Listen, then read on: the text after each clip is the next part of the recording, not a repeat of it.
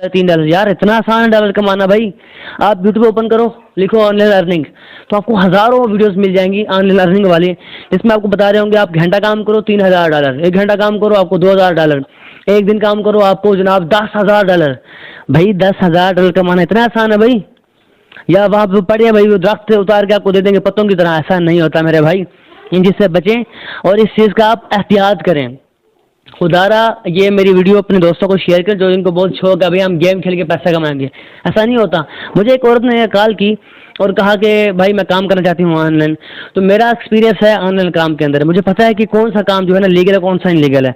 अब देखें, वो कंपनी लीगल होती है जिसके अंदर या सर्विस प्रोवाइड कर रही है या फिर प्रोडक्ट सेल कर रही है।